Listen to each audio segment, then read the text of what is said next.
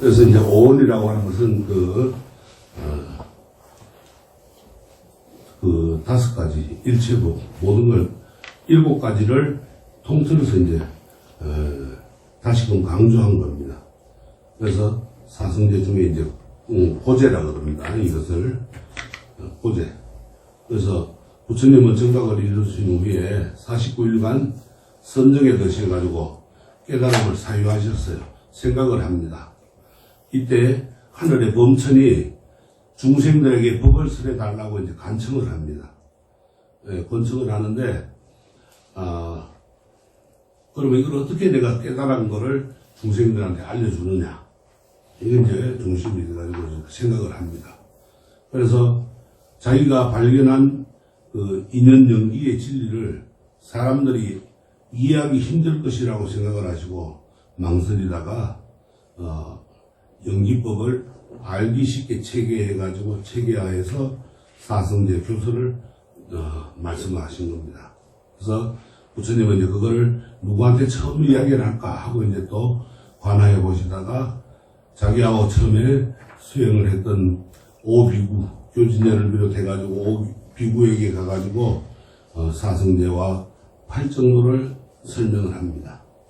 그리고 며칠 후에 그 오비구의 교진녀가 가르침을 이해했을 때 부처님은 기뻐하면서 교진녀가 깨달았다, 교진녀가 깨달았다 하고 외치십니다.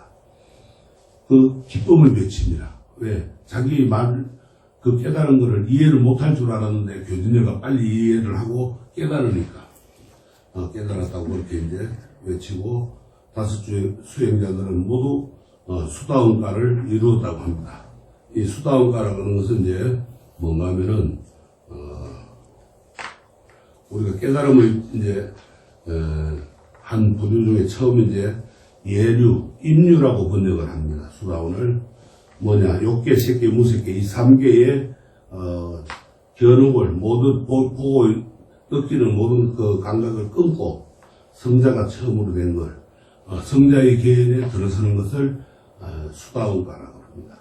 그래서 이 수다원가에 이제 경지를 위해서 수행하는 단계를 수다원향이라고 하고 예류향이라고 합니다. 그래서 우리가 이 수다원가가 되어가지고 부처님의 첫 이제 제자 오비구가 됐습니다. 그래서 사성제를 설한 최초의 설법집 초전법륜은 불법성 삼부가 갖추어져 가지고 불교가 탄생한 인류의 큰 역사적인 사건입니다. 그래서 장소가 어디냐, 녹야원입니다.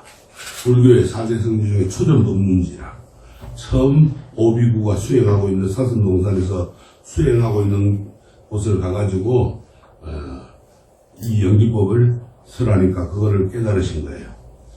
그래서 처음 연기의 진리를 최초로 이제 설법한 사성제는 괴로움의 발생 원인과 소멸에 대한 실천적 교수입니다. 어떻게 하면 괴로움이 없어지고 발생하는 걸 없앨 수 있고 또 그것을 소멸할 수 있는 방법을 가르쳐 주는 겁니다.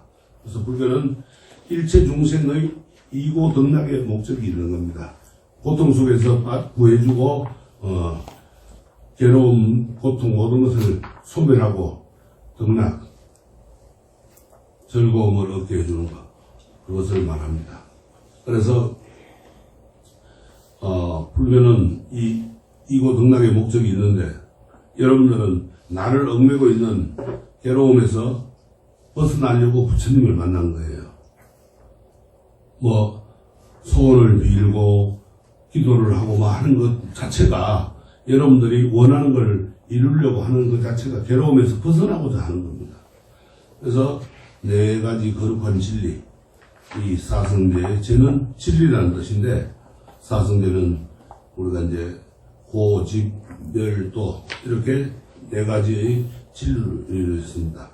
고제, 집제, 멸제, 도제라고 합니다. 그래서 생사의 고를 면하는 성스러운 진리라고 해서 이제 사성제라 이렇게 이야기를 하는 겁니다. 첫째, 고제는 이 세상이 고라는 사실을 실상을 아는 거란 진리라. 세상을 왜 고해라고 하는가 하면은 경전에서는 아까 이야기했듯이 세간의 괴로움 8가지로 보고, 또 그 8가지를 괴로움이라고 이제 고성제라고 이야기합니다. 아까 이야기했죠. 생로병사의 사고와 또 미운 것과 만나고, 거의 원수나 미워하는 사람이나 모든 싫어하는 사람을 만나는 것, 사랑하는 것과 헤어지고, 구하는 것을 얻지 못하고, 이처럼 이 모든 것을 이제 앞에 생로병사와 이 3가지를 해서 오온의 집착에 생기는 일체의 괴로움을 통찰한다는 가르침이다. 그래서 일체는 무상하고 무상한 것은 괴롭고 괴로운 것은 무아이다. 아무것도 나에 대한 건 아무것도 없는 겁니다. 그래서 부처님께서는 삼법위를 설하시면서 단언했습니다. 그러나 중생들은 제 행이 영구불변하기를 바라면서 넓기 싫어하고 명예와 재물에 집착하니 괴롭습니다. 다 그런 걸 떨쳐버려야 돼요. 그래야만이 되지. 그 집착하고 가지려고 하니까 괴로움이 따르는 거예요. 고통도 따르고. 그래서 이 모든 것을 우리가 버릴 줄 알아야 되는데 버려줍니다. 흔히들 마음을 비운다 그러는데 마음을 비우는 게 아니라 욕심을 더 가지는 거예요. 마음을 비운다 하는 사람들 보면은 비우기는 그냥 뭐 옛날 정치인들 보면은 마음 비운다고 저 산으로 가고 이러는데 산에 갔다 와가지고 욕심이 더 생기는 거예요. 집착을 더 하고 오는 거예요. 그거는 잘못된 거죠. 그래서 이 모든 것은 영구불변이라는 게 없습니다. 깨달음을 얻어야만 그 영구불변의 진리가 오는 것이지 깨닫지 않고는 오지 않는 거예요. 둘째는 우리가 이제 이렇게 그 집착이 건강경에서 말하는 수자상입니다. 집착하지 말아야 돼. 그래서 그 집착하는 것을 우리가 떨쳐버렸을 때 이제 수다원가를 빨리 얻을 수가 있는 거예요. 둘째는 집제는 괴로움의 발생 원인을 밝히는 진리다. 왜 괴로움이 생기느냐? 그걸 밝혀주는 거야. 가래와 집착 그리고 욕망이 원인인데 가래는 가장 심한 번뇌를 가지고 이제 가래라고 합니다. 우리가 쉽게 말하면 가래는 목이 말라가지고 애타게 찾듯 물을 찾듯이 몹시 탐내어 집착하는 것을 가래라고 합니다. 그리고 그 집착함을 거칠 줄 모르는 것. 이게 애욕이라. 애욕, 사랑의 자, 욕심, 욕망욕자. 그렇게 욕망이 원인인데, 이게 이제, 그걸 가래라고 하는데, 탐진치 삼독을 원인으로 보기도 합니다. 탐내고, 화내고, 어리석음. 이 탐진치 삼독을 원인으로 보기도 합니다. 그래서 탐진치 삼독을 없애면은, 가래에서 벗어나고 욕망도 벗어 던질 수가 있어요. 그러면 이제, 그 다음에 이제, 또, 아라한가에 올라가기도 하고, 이제 이렇게 아라한이 되기도 합니다. 그 다음에, 셋째, 멸제는 이 가래와 집착을 완전히 소멸하고 해서 해탈 열반에 이르는 진리를 가르쳐 주는 겁니다. 멸제. 모든 걸 멸하고 나면 해탈 열반이라는 것을 알게 된다. 그래서 우리가 이 앞에 사고, 팔고, 그 다음에 욕망과 가래, 이거 탐진치를 다 버립니다. 그걸 버리지 않으면은 아무리 많은 경을 외우고 아무리 많은 법문을 들어도 그것을 버리지 못하면, 진정하게 버리지 못하면 참된 수다원이 될 수가 없어요. 넷째는 도제라고 하는데, 도제는 열반에 도달하는 구체적인 수행 방법으로 팔정도를 실천하게끔 제시를 하고 있습니다. 그래서 이 사성제는 12연기 열반 팔정도를 포괄해가지고 이 사홍서운도 사성제에 대비해서 구성된 겁니다. 그러니까 중생을 다 건지라는 것은 우리가 거기에서 나오는 이 생로병사 사고를 벗어날 줄 알아야 되고, 그래야만 중생을 건지는 거예요. 그 다음에 번뇌를 끊으란 말이에요. 뒤에 이제 사고, 팔고에 뒤에 거 4가지를 끊으란 말이야. 그 번뇌 망상이거든. 탐진지 삼도까지 다 번뇌 망상이라. 그걸 끊어 없애야 되는데, 그걸 못 끊으면은 도저히 이룰 수가 없어요. 그거를 이제 얻는 방법을 팔정도라는 것으로 이제 부처님께서 말씀하십니다. 또 팔정도 안에 들어가면은 육바람일 6가지 행을 또 나타냅니다. 8가지 바른 길을 가는데 어떻게 갈아야 되느냐? 그거는 이제 6가지 바른 이제 행을 해야 됩니다. 그래서 우리가 이제 목교설은 사성제로 이제 지략이 되는데, 사성제는 불교 교리의 핵심 사상입니다. 오늘 이 하는 게 이게 가장 중요한 거예요. 이것만 다 알고 나면은 바로 도인돼 버리는 거예요. 근데 모르면 어떻게 되겠어요? 저 중생기에 빠져가지고 윤회 사슬에서 그냥 벗어나지 못하는 거예요. 그래서 불자들은 반드시 이 사성제와 또 이제 앞으로 하는 팔정도를 이해하고 실천해야 됩니다. 그걸 실천하지 않으면 불자라고 할 수가 없어요. 그래서 이 중도와 팔정도의 길을 찾아 나가야 되는데, 고통을 소멸시키는 길은 중도고 팔정도라. 그래서 중도란 양극단에 치우치지 않는 바른 길이라고 합니다. 양극단은 진리의 길이 아닌 고행과 탐닉의 길입니다. 그래서 나그네가 길을 가기 위해서는 목표와 목적지가 있죠. 그래야 정확하게 찾아가죠. 그 바로 어느 방향으로 갈 것인가 하는 것인데, 인생의 길도 어느 방향으로 갈 것인가를 찾아가는 것이 가장 중요한 겁니다. 그래서 열심히 간다고 해도 잘못된 길로 가면은 결국 목적지까지 가지 못하고 헤매게 돼요. 그래서 먼저 방향을 찾아야 합니다. 우리가 길 갈 때 옛날에는 나침반 갖고 가는데 요새는 뭘 갖고 가요? 차에 내비게이션 갖고 가죠. 옛날엔 지도 갖고 나침반 갖고 가야 되는데 지금은 내비게이션 버튼 하나 누르면 다 가르쳐 주는 거라.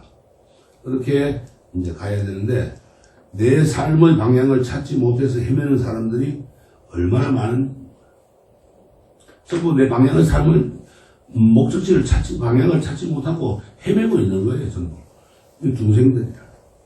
고통스러운 곳으로 나가면 고통만 있을 뿐이고, 또 행복한 곳으로 나가면 행복만 있습니다. 그래서 고통과 행복의 선택은 바로 내가 하는 겁니다. 누가 만들어주는 것이 아니라, 부처님이 만들어주지 않아요. 부처님은 가는 길만 가르쳐 주셨을 뿐이라. 그 가고 안 가고 내 마음이라, 이제. 어느 분은 내 마음인데, 안 가고 나서는 스님 안 되던데요, 이러는 거야. 안 되기는 왜 안 돼? 부처님이 말씀하신 대로 안 가니까 안 되지. 가면 됩니다. 그래서 세상을 바르게 보지 못하면은 원하는 길로 나아가지를 못합니다. 그러니까 눈을 떠야 됩니다. 어떤 눈을 떠야 되느냐? 지혜의 눈을 떠야 됩니다. 삶의 스승과 가르침, 또 좋은 것을 찾기 위해서 눈을 떠야 됩니다. 좋은 것, 불교에서 이제 그걸 도반이라 그러죠. 좋은 친구를 만나야 돼요. 나쁜 친구 만나면 나쁜 길로 들어가는 거라. 집 나와 방황하는데 누가 와가지고 깨면은, 나쁜 사람이 깨면은 나쁜 길로 빠지고, 좋은 사람이 깨가지고 타이르면 집으로 다시 돌아가게 되죠. 똑같은 겁니다. 그래서 행복의 땅은 바로 삼보가 있는 곳이 행복의 땅이라. 그게 어디요? 절이죠. 절을 도양이라 그러는데, 그래서 도양. 그걸 이제 한문하면 도장이라 그러거든요. 한문으로 찾으면 도량이라고 아무리 찾아도 스님 도량이라는 게 없던데, 도장을 찾아야 돼, 한문으로. 그러면 이제 도장 정자, 정자 나옵니다. 그렇게 이제 해가지고 부처님은 고통을 소멸시키고 진정한 행복으로 나아가는 길을 제시를 합니다. 그 길을 우리가 이제 팔정도라고 하시는데, 눈떠니는 누구나 팔정도의 길을 볼 수 있고 갈 수 있습니다. 그러나 그 길에 들어가야 합니다. 안 들어가면 아무리 눈 뜨고 보고 있어도 안 들어가면은 무용지물이다. 우리가 한 비유를 해봅시다. 배가 강물을 따라가지고 바다에 나가기 위해서는 양쪽 강 길석에 걸리지 않아야 되죠. 닿이지 않아야 돼요. 그래야 방향키를 바르게 잡아야 됩니다. 그러기 위해서는. 또 방향키를 바르게 하지 못하면은 땅에 닿아서 바다에 이르지 못하게 되죠. 자동차를 운전할 때도 원하는 곳에 이르기까지는 잘못된 길을 가서는 안 되고 바르게 가야 됩니다. 또한 심하게 방향을 틀거나 역주행을 해서도 안 되겠죠. 사고 나죠. 그러면은 또 속도에 맞지 않게 가면 또 사고가 납니다. 그러니까는 비행기는 위아래로 움직이는 키와 좌우로 움직이는 키가 있는데 이착륙에 사용하는 상승키와 방향키가 다릅니다. 함부로 키를 잘못하면 안 돼요. 깜빡 졸다가 키를 상하는 키를 잡아버리면 사고 나는 거예요. 규정대로 연습해가지고 조정 능력을 익히고 있어야 됩니다. 그래서 중도와 8 정도의 길에 들어가기 위해서는 중도와 8 정도를 찾기 위한 훈련을 해야 돼요. 자동차를 몰기 위해서는 자동차 운전 연습을 하듯이 중도와 8 정도를 찾아나가기 위해서는 스승이나 지도자로부터 훈련을 받아야 됩니다. 람님이라고 하는 따르면은 우리가 모르는 것을 가고자 할 때 안내인을 구하고 그 안내인은 그 지역에 가본 적이 있는 사람이 하는 것처럼 수행자는 부처의 경지로 제자들을 이끌어줄 수 있는 수행 경험이 풍부한 스승이 반드시 필요하고 하다고 이제 람님의 이야기를 해놨습니다. 람님이라는 건 부처님 말씀하신 경전입니다. 자, 우리보다 앞서서 8 정도를 실천하는 그러한 스승을 찾아가지고 그분을 모델로 8 정도의 길을 나아가야 됩니다. 그렇지 않고 우리가 카멜레온처럼 무늬만 스님이면은 그거 잘못 가면 이제 사탄의 길로 빠지는 겁니다. 그래서 8 정도의 길을 알게 되면은 그 길로 계속 나가야 됩니다. 우리가 바닷가에 가면은 모래를 묻혀오고 기름집에 가면 기름을 묻어서 냄새가 나듯이 들어오면은 향기가 납니다. 향이라고 하는 것은 내 몸을 살아가지고 중생들을 맑고 향기롭게 한다는 뜻에서 향을 피우죠. 그거와 같이 좋은 올바른 스승을 만나게 되면 그 스승의 향기로 가르침으로 우리가 바른 길 가게 됩니다. 길을 가는 이는 자신의 능력과 방법에 따라 가지고 적정하게 길을 나가야 됩니다. 한꺼번에 너무 많은 힘을 쏟거나 게을러서도 안 되고 자신이 감당할 수 있는 힘을 지니고 나가야 돼요. 이게 이제 그거를 우리가 근기라 그럽니다. 사람의 근기에 따라서 자기가 맞게끔 해야지 맞지 않게 해가지고는 안 된다 이 말이에요. 그래서 과욕과 방심은 건물이라. 항상 이게 마음을 긴장하고 있어야지 마음 탁 먹고 있으면 어느 순간에 먹어가지고 확 부딪히고 사고 나는 거예요. 똑같습니다. 그래서 남에게 끌려가서도 안 되고 스스로 꾸준히 자신의 의지로 나가야 됩니다. 그 실천하는 대상과 방법은 바로 이제 8가지 8정로입니다.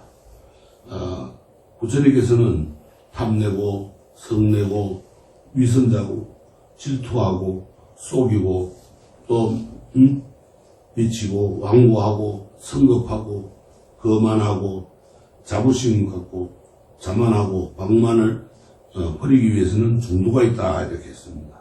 그리고 중도 즉 8정도는 진리를 보는 눈을 만들고 진리를 아는 지혜를 만들고 적정과 초월의 지혜 완전한 깨달음과 열반의 길로 인도하는 것이라고 말씀하셨습니다. 8 정도는 거룩한 길이고 그 지혜이며 큰 지혜이며 고통을 건너는 다리이고 행복한 지적으로 건너가는 뗏목이고 열반의 도시로 나아가는 길입니다. 그래서 우리가 반야신경 끝에 아제 바라아제 바라성아제 모제사바 하죠. 거기만 가면은 그냥 쉬운 말로 번역하면은 가세 어서 가세 저 열반의 연덕으로 피안의 연덕으로 어서 가세 그런 말이에요. 그런 것과 같이 반야신경을 지혜의 경이라고 하거든. 그 지혜를 우리가 샘솟게 하는 경이라. 거기에 보면은 이 모든 것을 우상하다고 다 버리라고 그랬어요. 버리고 나면은 참다운 진리가 나오는 거예요.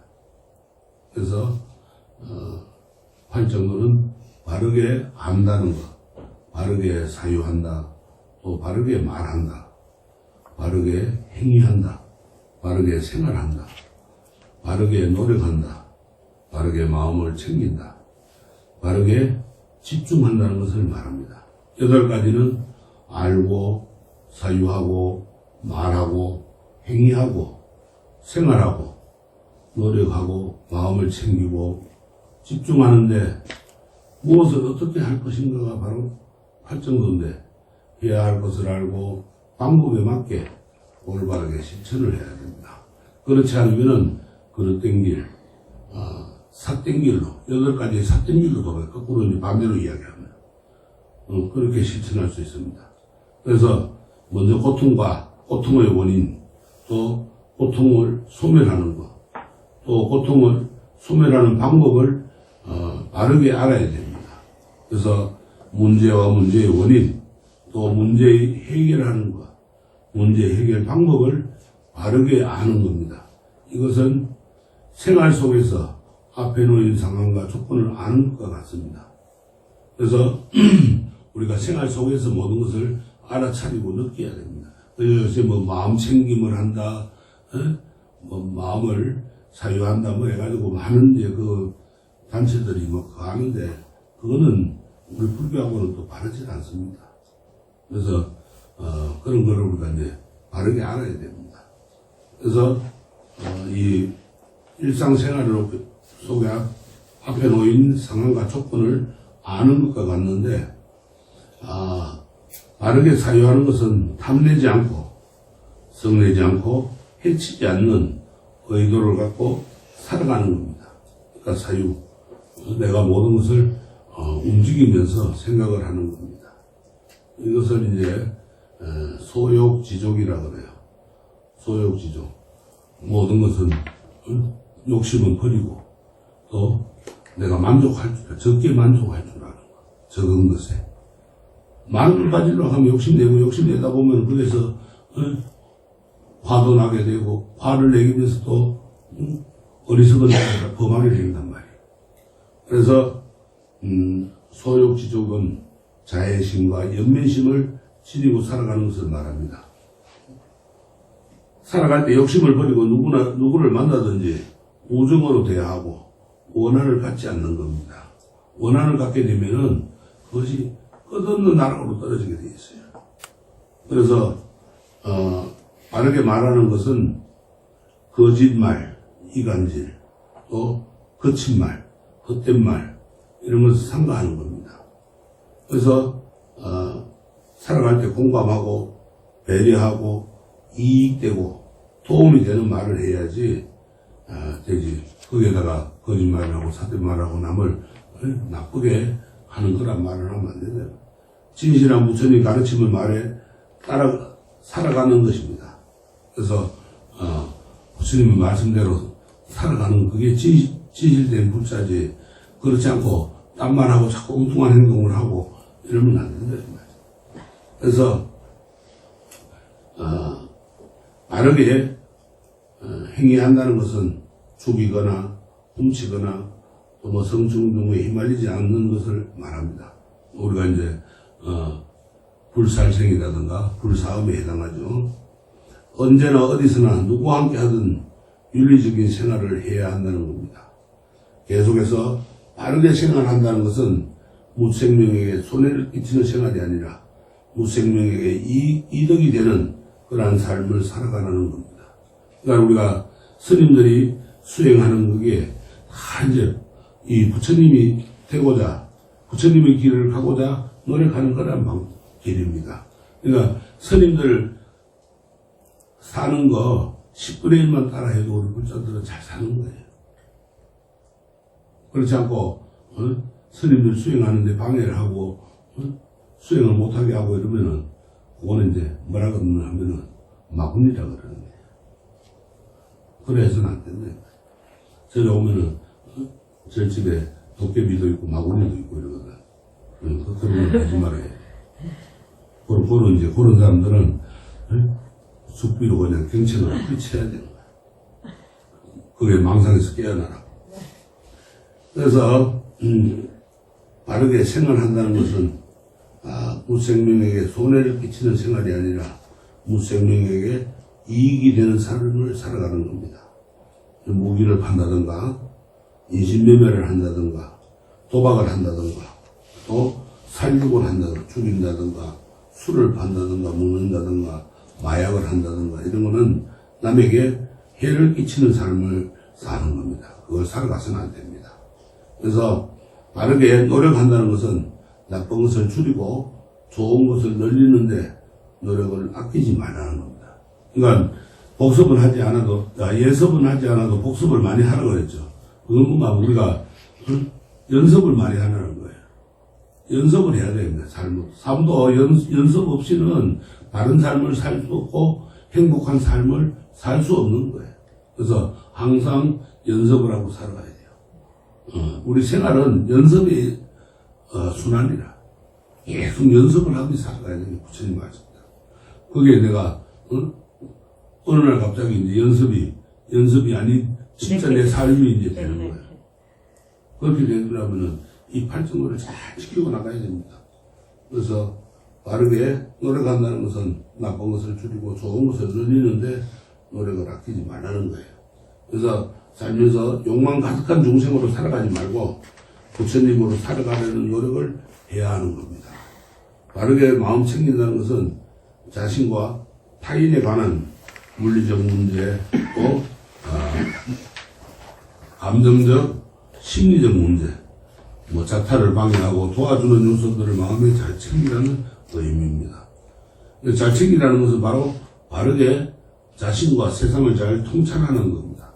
그래서 바르게 집중한다는 것은 한 곳에 마음을 두고 수행하는 삶을 살아가는 겁니다. 그러니까 내가 뭐 하나 목숨을 딱 두고 해야 되지. 공부할 때도 그렇죠. 집중하라 그러지. 뭐 공부하면서 음악 듣고 뭐 딴소리 노래하면서 어디 공부하냐 이러지. 그것처럼 한 가지 딱 마음을 집중을 하고 한 군데 생각을 두고 그렇게 하라는 겁니다. 그래서 올바른 길을 실천하는 데는 집중하고 부처님처럼 살아가는데 집중하는 그러한 사람은 하루라도 집중을 한 삶을 놓치지 않습니다. 스님들이 화두를 들고 깨달음을 얻기 위해서 그 화두를 놓치지 않듯이 밥을 먹으면서도 화두를 들고 있고 내가 뭐 하는가? 이먹고 또 무자 화두를 들고 아무것도 없다.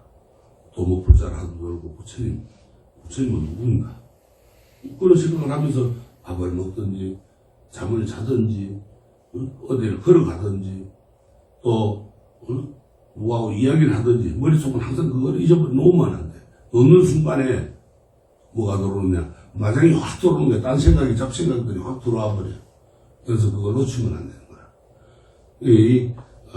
우리가 이 마음 챙김을 그렇게 하는 게 마음 챙김이지 이야기하는데 그냥 뭐 호흡을 어떻게 하라 뭐 생각을 어떻게 하라 그것만 집중하거든요. 일반 마음 챙김 하는 데 가면은 그건 아니라 바른 길이 아니라 그러니까 거기 이제 쉽게 말하면은 딱 둔갑을 해가지고 나오는 거야. 부처님처럼 둔갑해가지고 마음 챙김을 하는 거. 집중 훈련을 시킨다 해가지고. 그래서 탐진치 흥분에 휩싸이지 말아야 됩니다. 이 탐진치 삼독에 휩싸이면은 마음 챙김이 안 돼요. 부처님에게 붓따로 살고자 하는 노력이 안 됩니다. 부처님 살고자 하는 노력이 안 되는 거예요. 탐진치를 벗어날 줄 알아야 돼요. 그래서 바르게 팔정도는 실천하는 길이고 또 이 팔정도를 실천하는 자는 매일 물어야 합니다. 그래서 우리가 이제 스님들은 선방에서 가면 이제 선문답을 한다 그러는데 자꾸 물어야 돼. 내가 그걸 알기 위해서 또 그 길을 가기 위해서 묻지 않고 오는 사람들은 그거 좀 안 되는 거예요. 그래서 바르게 알고 있는가 또 무엇이 바르게 알고 있는지 어떻게 바르게 알 수 있는지 또 바르게 생각하고 있는지 무엇을 바르게 또 생각하면서 있는지 어떻게 바르게 생각하고 있는지 이처럼 나머지 생각 하나하나 가르침도 차근차근 물어야 됩니다. 물어야 점검할 수 있고 점검해야 잘못된 길에서 다시 바른 길로 나아갈 수 있습니다. 옛날에 농사짓던 우리 조상들의 삶에서 팔정도의 참 모습을 발견할 수 있습니다. 허리가 굽고 손금이 달아 없어진 거친 손을 지녔지만은 화해탈 같은 웃음을 지니신 우리 조상들 어른들을 한번 생각해 보세요. 그 모습 속에 팔정도가 담겨져 있습니다. 과욕을 부리지 않고 화학 비료를 사용하지 않고 농약을 사용하지 않고 벌레의 생명을 살리며 땅도 살리고 먹거리도 살리는 삶을 살아갔습니다. 근데 지금은 어떻습니까? 욕심내가지고 많이 수확하려고 화학 비료도 쓰고 농약도 치고 땅을 갖다가 다 그냥 기름진 땅을 갖다가 황폐한 땅으로 만들고 있습니다. 산성화시키고 있어요. 비도 산성이 내려버리는 거예요. 알칼리성 비가 내려야 되는데 산성비가 내리니까 사람이 살겠어요. 그러니까 요새는 어떤 경우입니까? 그게 이제 사막화가 돼가지고 미세먼지도 나오고 황사도 오고 그 속에서 살고 있는 거예요. 그러니까 병이 많아질 수밖에 없습니다. 풀나면 풀 한 뿌리 뽑아야 되는데 뽑기 싫어가지고 귀찮다고 가다 농약 제초에 확 치버려. 그렇게 땅을 황폐화시키고 있는 거예요. 그만큼 과욕을 부리지 않고 살았습니다. 우리 조상들은. 또 그때는 이 화학비료라든가 농약이라든가 이런 게 없었으니까 또 그렇게 살았고. 그리고 지금은 인구가 많아지니까 또 생산량을 늘리다 보니까 이제 그렇게 또 자꾸 하게 되고. 그러니까는 가장 쉽게 우리가 한번 생각해 보세요. 밀가루. 옛날 우리가 밀 재배해가지고 밀가루 한 거는 벌레가 생깁니다. 지금은 벌레가 생기지 않아요. 개미 집어넣으면 개미가 죽어버려요. 그만큼 독하다는 거예요. 그 독한 걸 우리가 먹고 사는 거예요. 그렇게 내 땅을 알고 적당한 때를 알고 하늘의 변화를 이해해가면서 자연과 조화롭게 살아갔는데 지금은 하늘에 맡기지 않고 물 없다고 그냥 지하수 파가지고 물 뽑아 올려 씁니다. 그러고 나면 지구가 몸살이 나요. 그러니까 지진도 나고 태풍도 오고 기후환경 변화가 기후가 온도가 높아지니까 환경도 변화되고 이러다 보니까 자꾸 우리에게 이제 안 좋은 것만 생기는 겁니다. 그렇게 우리가 이웃의 부족한 일손을 기꺼이 돕고 마을의 안녕을 위해 가지고 내 이익을 내려놓기도 하고 우리가 품앗이라든가 이런 걸 했죠. 근데 지금 어때요? 그런 거 안 하려고 그럽니다. 힘들다고. 젊은이들은 전혀 안 하려고 그래요. 이런 상생과 공덕의 덕목이 구현될 수 있었던 것은 올바름이란 가치가 제한되고 일상화되었기 때문에 그런 게 성립이 되는 거예요. 가정에서 밥하기 위해서는 먹을 사람이 있는지 또 쌀이 있는지를 살펴야 합니다. 먹을 사람도 없고 쌀도 마련이 되지 않았다면 다시 살펴봐야 하죠.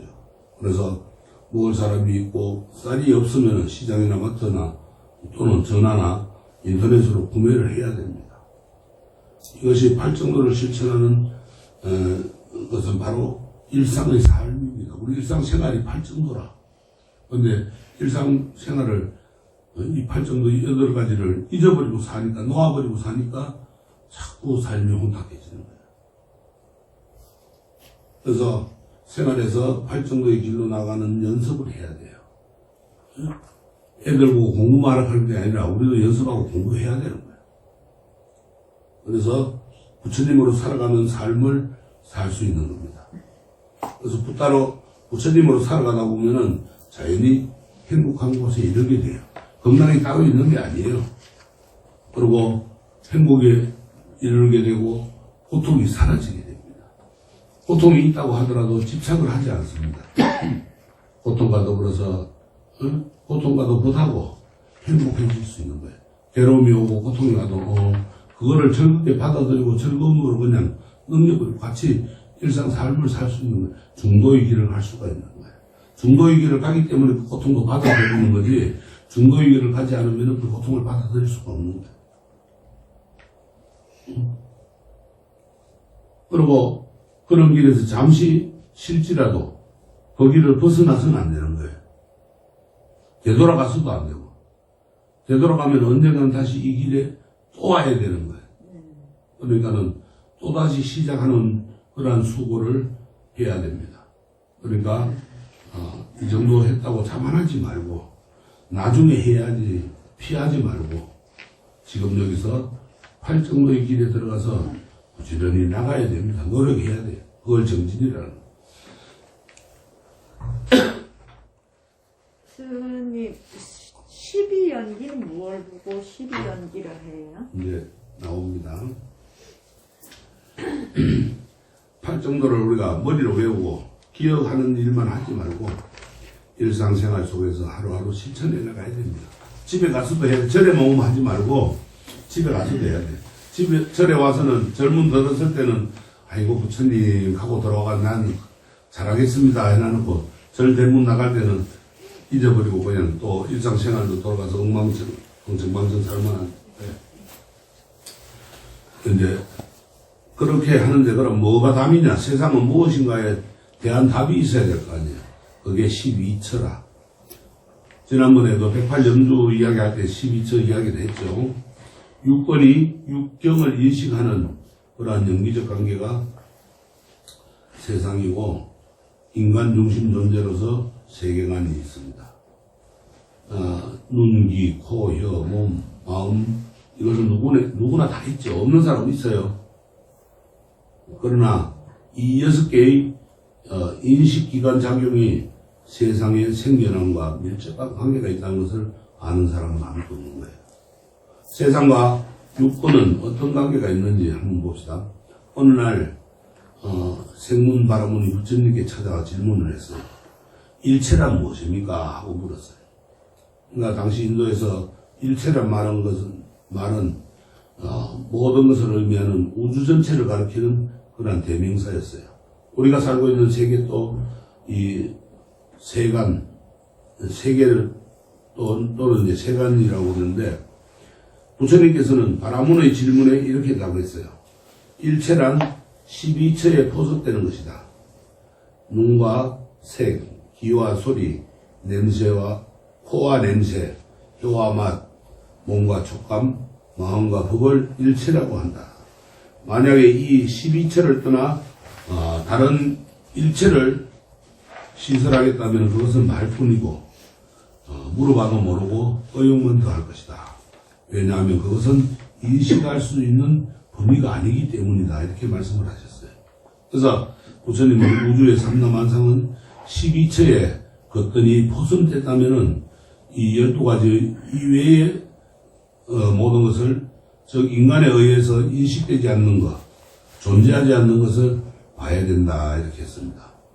그래서 12처들은 그 12가지 속에 모든 것이 들어온다는 것을 시라고 처라고 하고 부르고 이 교설을 12처설이라고 합니다. 부르는 걸 설이라고 해요. 처는 마음과 마음작용을 생장시키는 문이라는 의미도 있습니다. 그래서 12처는 인식기관인 육권과 인식대상인 육권으로 구성되어 있습니다.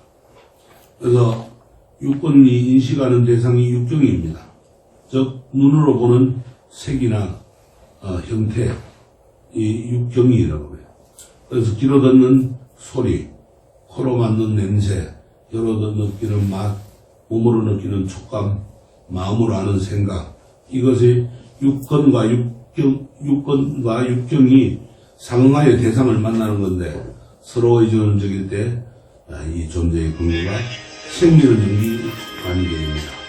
그래서 12처절에서 우리는 인간을 중심으로 한 불교의 존재로적 세계관을 볼 수 있고 인식 주체가 되고 있는 육권은 그대로 인간 존재를 나타냅니다.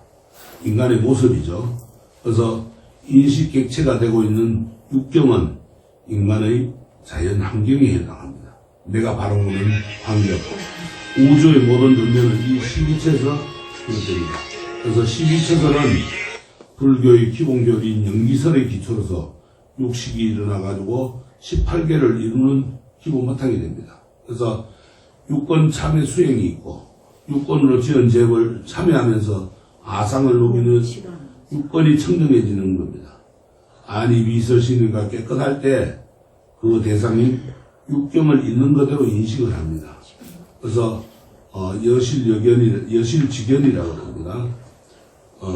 세상을 있는 그대로 인식하는 겁니다. 보이는 그대로. 세상이란 무엇인가에 대한 답이 이 12처에 있는 겁니다. 그래서 12처가 곧 세상이라. 우리가 보는 세상은 대우주고 우리 자체는 소우주인 거예요.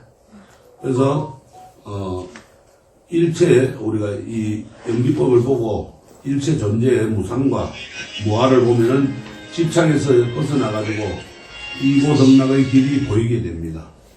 눈과 귀와 코와 혀, 몸, 그리고 마음을 잘 챙깁니다.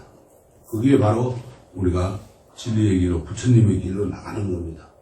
그래서 육권이 청정하면은 세상이 청정하고 세상이 청정하면은 우리가 행복의 길로 가는 겁니다.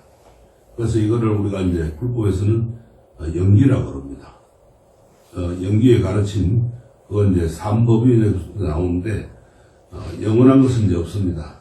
그래서 이 삼법인부터 이제 조금 쉬었다 하도록 하겠습니다.